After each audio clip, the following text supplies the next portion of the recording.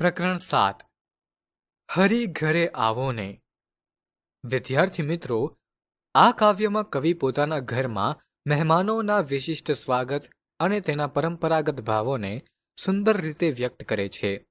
કવિ તેમના મહેમાનને મનોહર રીતે ઘરે આવવા આમંત્રિત કરે છે અને તેમના આગમન માટે સજાવટ અને તૈયારીઓ કરે છે. તેનું વર્ણન અહીં કરવામાં આવ્યું છે. તો ચાલો કવિતા દ્વારા તેને સમજીએ.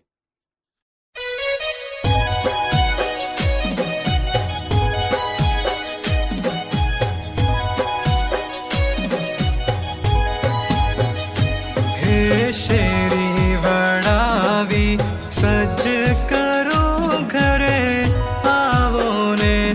હે શેરી વડાવી સજ કરો ઘરે આવો ને. આંગણીએ પથરાવો ફૂલ વાલમ ઘરે આવો ને.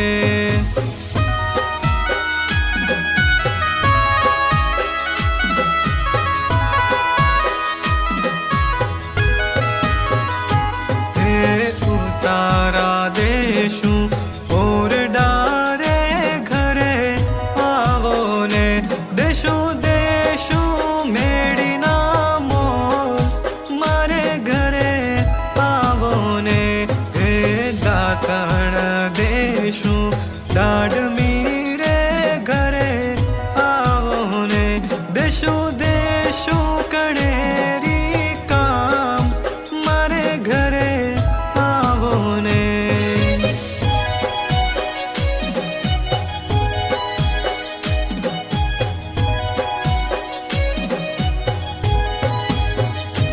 હે નાવણ દેશું ઊંડિયું રે ઘરે આવો ને. દેશું દેશું જમનાજીનાની મારે ઘરે આવો ને. હે ભોજન દેશું લાપસી રે ઘરે આવો ને. દેશું દેશું સાકરીઓ કંસાર મારે ઘરે આવો ને.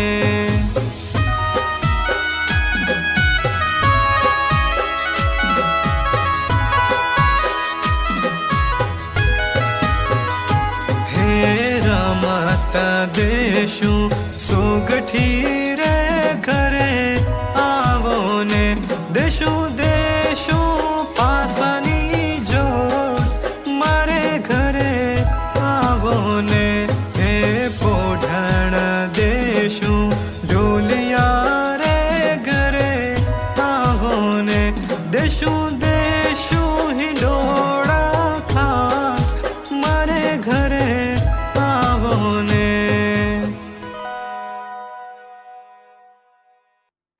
સારાંશ.